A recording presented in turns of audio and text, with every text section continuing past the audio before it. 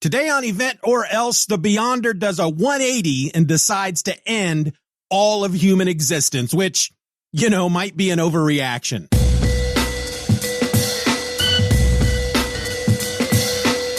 Here it is, folks. Drop the gun and join the fun. It's time for Event or Else, the podcast where I go through most every major Marvel and DC event, one issue at a time, one episode at a time, because, well, I've never told anybody this before, but I'm rather fond of comic books.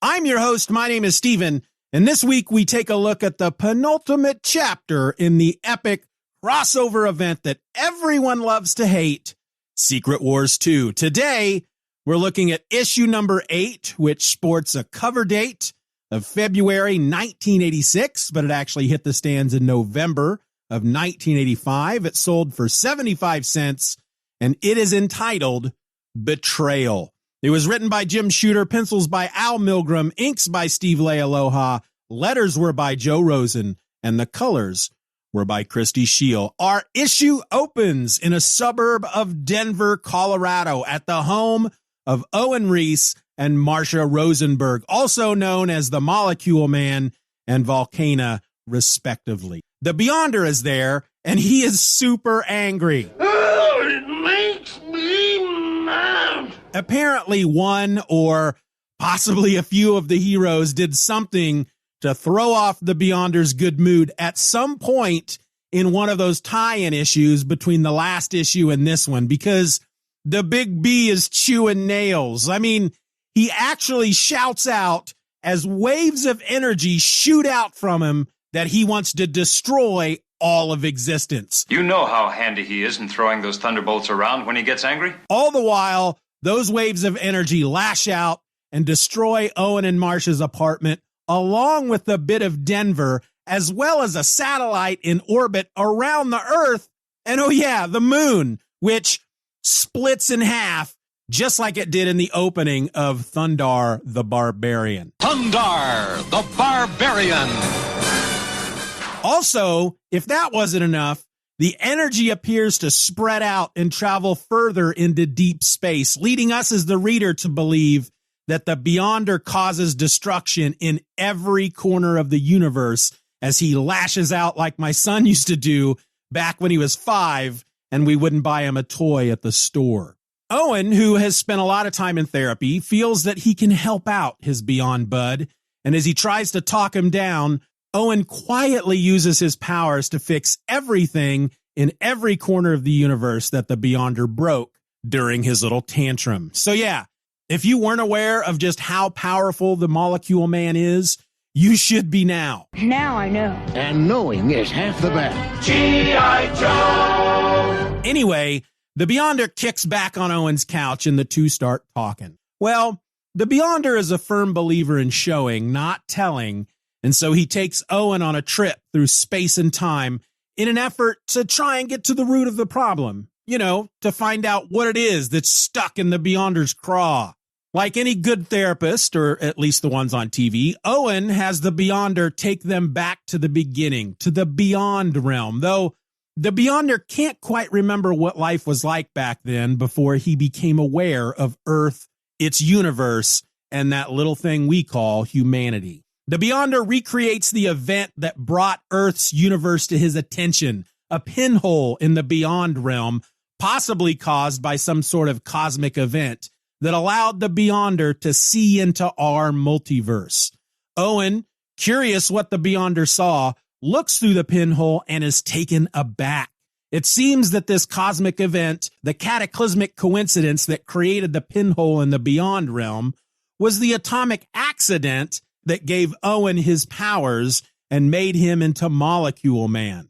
Does that mean that because the Beyonder was a formless void before the accident and then became sentient due to the accident, that Owen, in essence, created the Beyonder?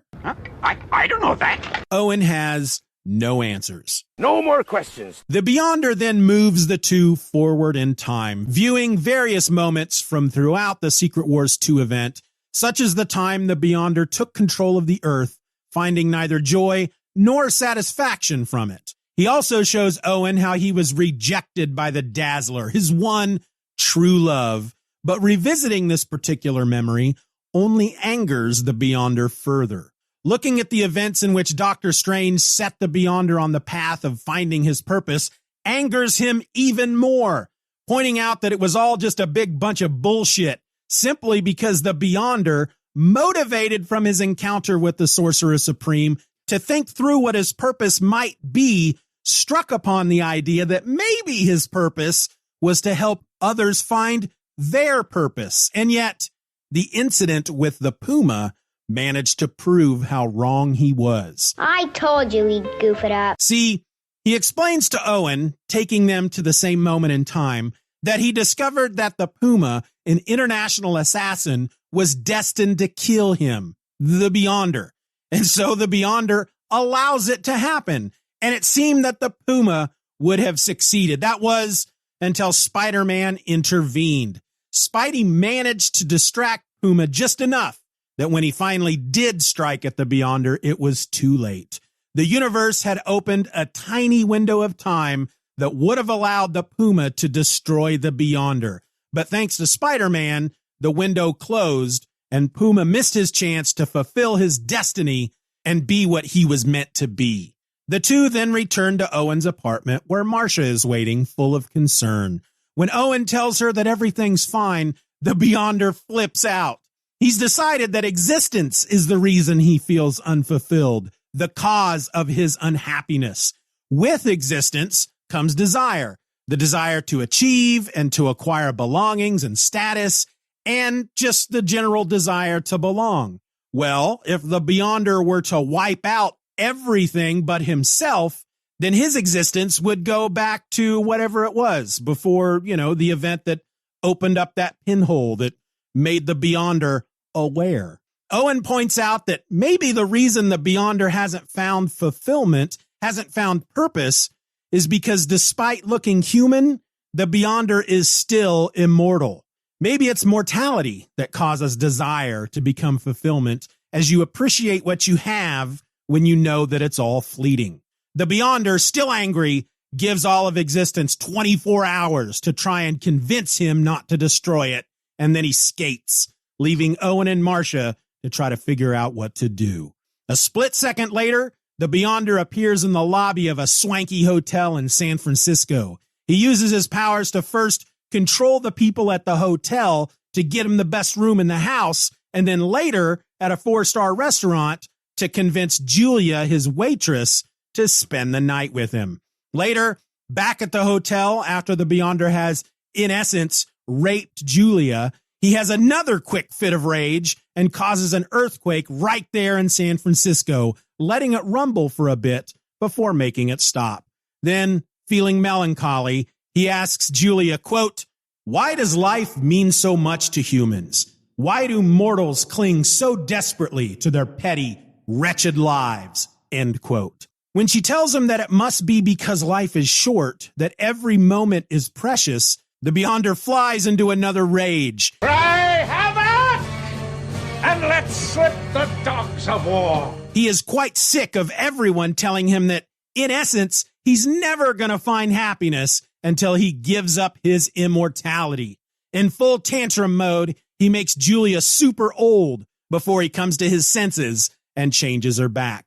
Then, sensing that trouble is coming, he sends her away before floating up to the roof so as not to trash his room during the upcoming throwdown. He's not there for long when the X-Men attack. The Beyonder makes quick work of them because, again, he's the freaking Beyonder, but despite his rage, he lets them live, figuring that they're all going to be dead tomorrow anyway, when he wipes out all existence, so why bother? But then Rachel, feeling a bit big for her britches, uses the power of the Phoenix to attack the Beyonder, who simply grabs her by the throat, and as he chokes the life from her, demands to know what the X-Men were thinking with this suicide mission.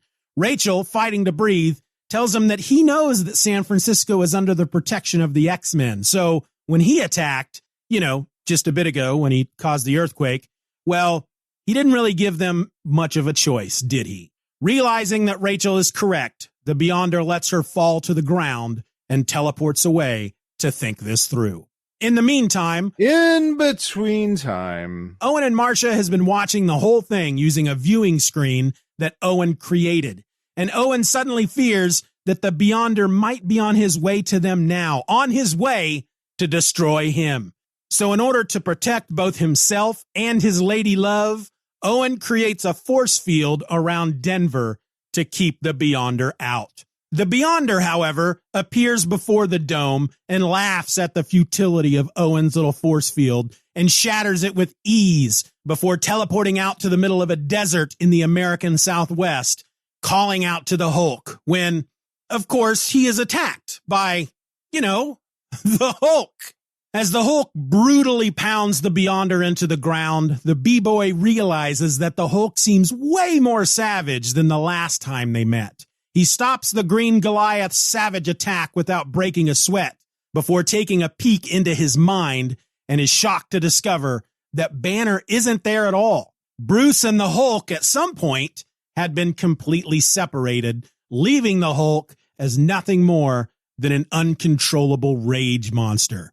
The Beyonder lets the Hulk go so that he can do some more of that good thinking he likes to do. Meanwhile, back in Denver, Owen has begun pulling the free energy of the universe into himself, but he knows it's a futile gesture. He's never going to have enough power to defeat the Beyonder. Marcia asks him if he thinks that maybe the Beyonder might be jealous of Owen because Owen has Marcia, someone to love who loves him back. Owen, crying in frustration and fear, has no answers. It's a bullshit question. It's impossible to answer. In New York, the Beyonder pops in to talk to Peter Parker, who tells him he can't use his bathroom. Word. Secret Wars 2, y'all. Spider-Man teaches the Beyonder how to use the toilet. That's not a joke. It's in issue 2. Look it up. I'm out. The B-Boy tells Parker that he's not there for the bathroom, but instead wants to know about humanity and how they have both a passion for life and fascination with death, which he finds curious. And so Peter tells him about the time when, as Spider-Man, he witnessed an attempted suicide. He was web-slinging past a building when a guy jumped, and when Spider-Man swung in close to try and catch him, the man reached out, wanting to be saved. In the end, Peter says, when confronted with the finality of death, the man, despite the reason he had for jumping, decided he wanted to live. Well, the Beyonder by this point is furious. I can feel your anger. Once more, he is told that human mortality is the one aspect of existence that gives it meaning. Peter wants to know why the one from beyond is so angry, but Big B only storms out, telling Parker that he may have talked the Beyonder out of destroying all of existence, but at the same time, he's also managed to irritate the Beyonder, so he best not press his luck. Once outside, he is suddenly attacked by the New Mutants. Now more annoyed than ever, the Beyonder slaps them aside and walks away through the air. Yeah, I can fly. Back in Denver, as the 24-hour deadline draws ever closer, Owen is packing. Deciding that it's better to live and fight another day, he plans to take Marcia and flee, to run as far away from the Beyonder as they can. Marcia, however, tells Owen that it doesn't matter where they go, the Beyonder will find them. And eventually, Owen agrees to stay and fight. Then, with the 24 hours up, the Beyonder appears in Owen's apartment to tell him that he has made his decision. The Beyonder will not destroy existence. But before he can even say word one, Owen attacks, throwing so much at the Beyonder that he actually feels a bit of pain. Marcia presses Owen to hit him again, and so he does. It's all for nothing, however, as Big B remains standing. And now that Owen has, as the Beyonder puts it, shown his true colors, well, existence gotta go. Before he can pull the trigger, however, and snuff everything out, Marcia throws herself at the Beyonder's feet, begging him to spare her life. Kill Owen, she tells him, but she doesn't want to die, and she'll do anything he wants, if only he will let her live. Owen, she continues, is a worm. He's worthless. He's a joke. He's nothing like the Beyonder. Please, she begs, take her, make her his. Just let her live. The Beyonder, disgusted by her behavior, knocks her to the ground and tells her to get away from him. She then runs from the apartment as Owen collapses in heartache, curling up into the fetal position on the floor, and the Beyonder gives him a kick before he too leaves, feeling a bit cheered up over the whole affair and deciding to take one more look around before eliminating existence. Meanwhile, outside, Marcia drives away, weeping.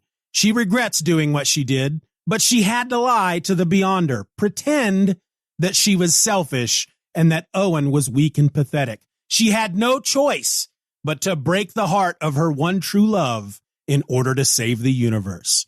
Later, high above the Rocky Mountains, in an epilogue that takes place after New Mutants 37 and Amazing Spider-Man 274, the Beyonder rages once more, moments away again from erasing all of existence, when suddenly the Avengers arrive in their Quinjet to confront him. Captain America, being the man he is, tries to talk some sense into the Beyonder, who instead of listening, throws an energy tornado at the heroes. Cap manages to dodge to one side, but the tornado sweeps the others from the mountain. And so, as the issue ends, the Beyonder, seeing that Cap avoided being hit by his energy tornado, grows to giant size and grabs Cap up in a hand like a Ken doll, telling Cap that the Star-Spangled Avenger may be able to provide him with some final insight on the soon-to-be extinct human species. And with our synopsis complete, it's time for the top 3 things to dwell on. The top 3 things to dwell on are 3 moments in the book that I feel need to be given just a bit more thought. They might be funny moments or stupid moments. They could even be moments of a high drama that make me feel a little something in my heart. Regardless, they are moments that I think are worth the time to revisit. Thing to dwell on number 3, the Puma fails. Now, really, the main reason I want to talk about this moment in the issue is that simply this is one scene that proves why you don't need to read the tie-in issues to get the entire story of this event, or at least the parts of the story that count. I mean, when this issue opens, we find ourselves with a very different Beyonder than the one we left at the end of the previous issue. When issue 7 ended, the Beyonder, after spending the entire issue thinking, was optimistic and fairly content. He had found his purpose, and he was excited about just getting out there and doing his thing. And yet, as this issue opens, he's angry and bitter, and he's frustrated, and he's ready to end all of human existence. So obviously something happened in one of those tie-in issues to take him from the one state to the other. But if you didn't read the tie-ins, which of course I didn't, don't worry. They tell us right here in this issue what happened. The Beyonder, doing what he was sure was his purpose, showed Puma what he was meant to do, yet when the opportunity came to make it happen, dumb luck put an end to it, meaning that the Beyonder must have been way off base in regard to what his purpose was, and I guess that's why he's so angry as the issue here opened. Meaning that when we get to that point in the episode where I ask myself if the tie-in issues are necessary, I guess I can just skip that part because I just answered that question, right? Or did I? Thing to dwell on number 2, the X-Men never give up. Okay, so throughout this series, the X-Men just continue to attack the Beyonder, and he continues to swat them aside like they were nothing. And yet they just keep on trying. And you got to give it to them for that kind of dedication, right? It's either that or just shake your head and wonder why they are so stupid. Because as I keep saying on and on throughout these episodes, he's the freaking Beyonder.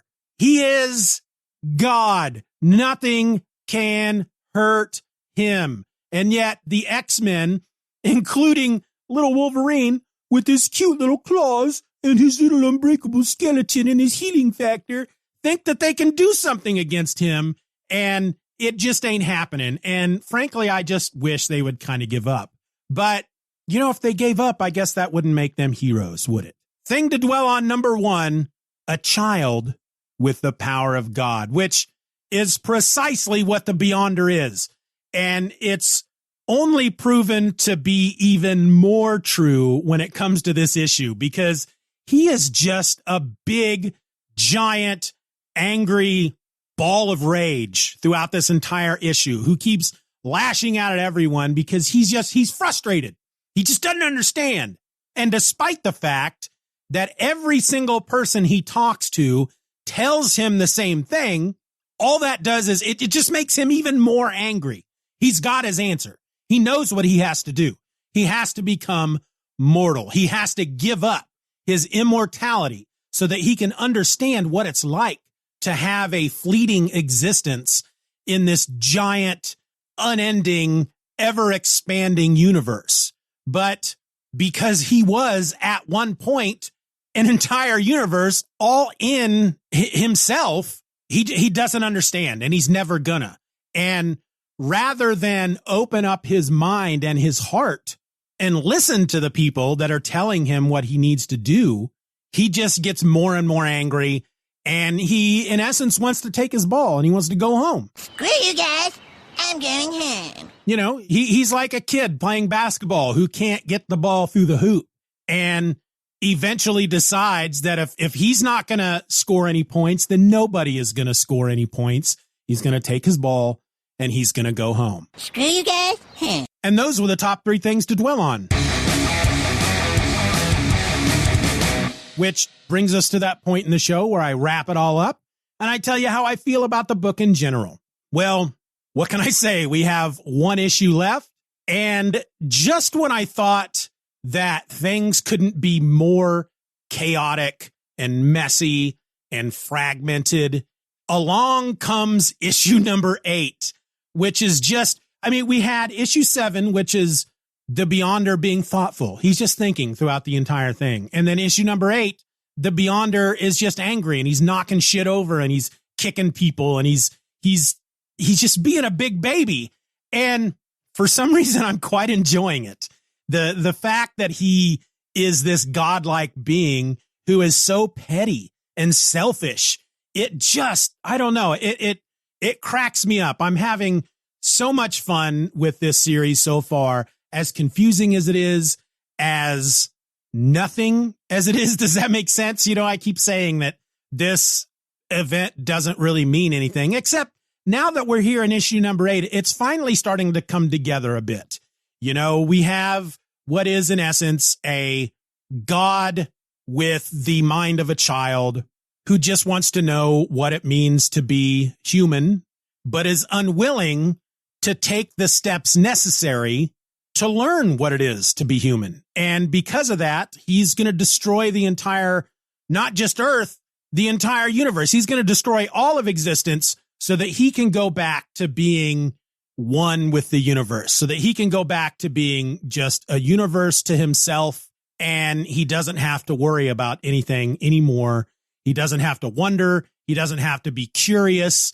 He's just tired of everything. He just wants to go to sleep. He just wants to go to bed. He's an old man. He just wants to go to bed, but he can't. Well, I mean, he can. He just has to destroy all of existence first. And somehow, I guess the heroes have to try to stop him from doing that. Now, back to the question that I always ask, and that I said earlier that I don't need to do this part, that I can skip over it, but I'm going to anyway. Do I need to read the tie-ins? And at one point during this issue, I was still on that side of the fence that said, no, you don't need to read the tie-ins, because they're telling you in the issue any important story points from those tie-ins that you need to know.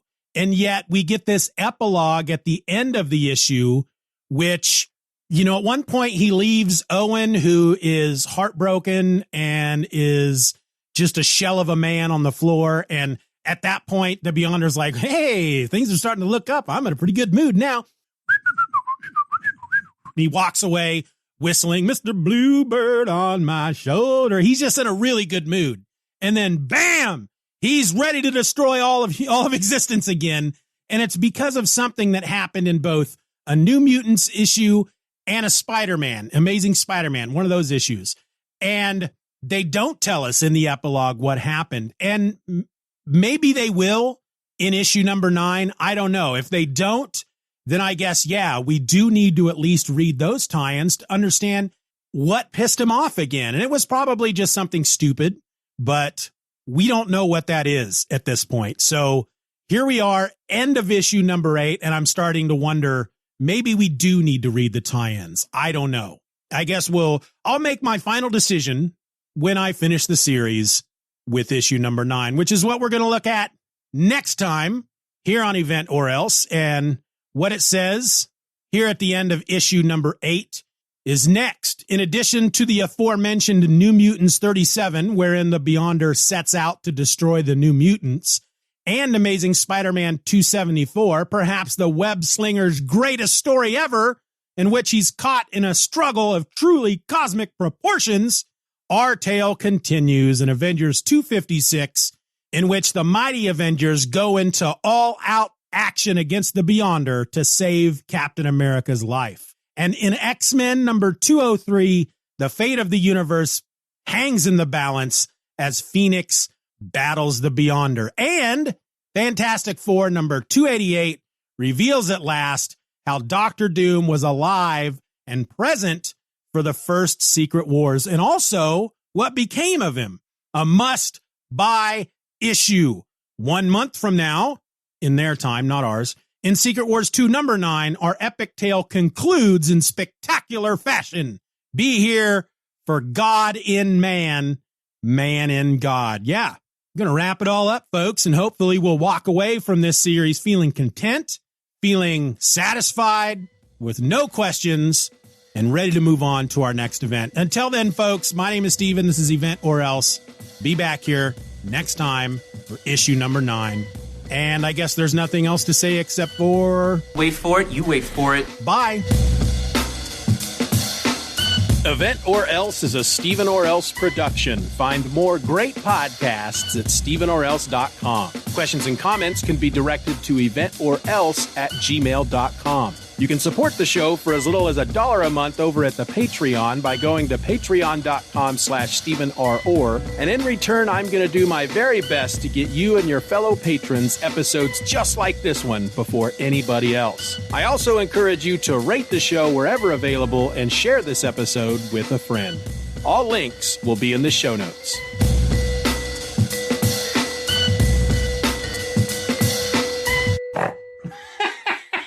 Here's your snort. That may go at the end of the It sentence. better. I'm your host. My name is Steven, and this week I'm your host. My name is Steven, and in this apparently one I'm gonna do all that over. Maybe the Beyonder. Go away.